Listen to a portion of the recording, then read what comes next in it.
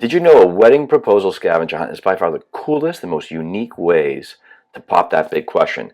And I want to provide you how that's done. First of all, my name is Chris. I'm a game coordinator for Cash Hunt. We're a premium scavenger hunt company, and we've done a few of these in the past. But I want to show you how you can do it. It's very simple. Just follow these steps. But what you need to do is you need to grab your pen, you need to grab your notebook, start taking some notes down so we can put that game and ask that big conclusion and for the big question of that wedding proposal where they will definitely say yes. So first and foremost, you need to scout the location. This should be weeks, if not a month, prior to the actual day of the proposal. When you go to this location, it should be in your downtown area of your city or town. It should be walkable, and this game radius should be no more than about a mile radius. So really in the heart of that downtown area. What you want to do, obviously, you're going to bring a notebook and a pen. You want to start scouting the locations for two things. A, photo challenges, and that could consist of locations such as public art, street art, any particular place that has some significance to yourself and your significant other. In other words, first date, favorite restaurant, favorite park, whatever it might be, put that on the list. The other thing you should be scouting for are 4 to 5 different locations where you're going to be hiding something in the form of an envelope. And I'll get to that in a few minutes. But ultimately, when you get that list, when you come back home, you're going to go to a ChatGPT, as far as that AI platform, and simply ask it to provide you about 25 to 50 different photo challenges in that said location where you are going to be conducting the scavenger hunt. Now, as far as the envelopes are concerned, what is that for? That is going to be the path to the actual wedding proposal. The photo scavenger hunt aspect is just to put a little cloak and dagger around it, so that way you're gamifying this proposal. As far as the game itself, it should be no more than 60 to 90 minutes, and I'll get to that as well. The envelopes. Each envelope is going to contain two things. One, a point value, and the next thing, the clue to get to the next envelope.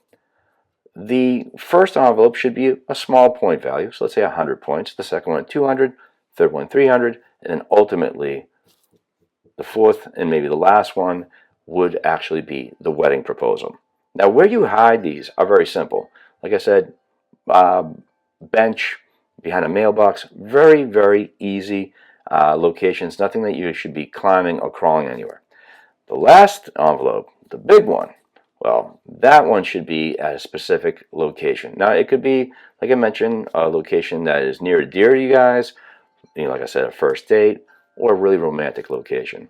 The key thing is that envelope is not only going to contain points, but if you flip the card, there's the proposal, and then that's when they're eventually going to say yes. But as far as prepping, as far as the day of the event with your friends, you've gotten that material, you've made your list, you put your points to each one of those items, and those items should be no more than 25 to 100 points each. The envelopes, like I said, you do it that way, 100, 200, 300 proposal. Now, a few weeks prior, you're going to gather your friends because they're going to be in on this, of course, right? And you're going to explain to them what it is that you're going to do. The next thing that you're going to do is you're going to assign a host, because you can't be the host to the scavenger hunt. It's going to let the cat out of the bag. The key thing is what that person is going to be is providing the instructions, because they have come up with this game that you are actually a participant in. So that's all you know. You just know that you're attending this game with your significant other. The teams should be no more than teams of 2. That way it equals it out and doesn't let anything out. The key thing is when the day of the event comes about, each team is going to receive a list. That list for them is going to be that photo scavenger hunt. Your list is going to be the photo scavenger hunt as well as the bonus envelopes. The key thing is that when the game begins, again, should be no more than 60 to 90 minutes, you as a team, as far as you, the key thing is do a little bit of both. Do some photo challenges. Maybe you might want to even throw some video challenges in the game. And then ultimately what you want to do is touch and go with the envelopes. So that way it kind of blends everything in. Ultimately, when this is all said and done, you reach that fourth envelope, you've asked the big question, they've accepted, then everyone will gather back at the same location where you started from to congratulate the new couple. And then if you want to even make it even more interesting, You can also invite family and friends that were not associated with the actual scavenger hunt. That way you can all celebrate together, and then ultimately, go to a pub or a restaurant, wherever you want, to talk about that day, to congratulate each other. And in regards to all the photographs and videos that were taken from that day's event, because everybody, as far as each team, how they're doing the photo challenges, is through their phones. You can, upload all those photographs and videos on a private link on one of the photo platforms out there, and then provide that to all your guests. So it makes for an amazing conversational piece of that particular day and an amazing memory. So it is that simple. Doesn't take that long. Does take a little bit of research, but it is definitely unique, and your significant other will not even see it coming. So have fun with it.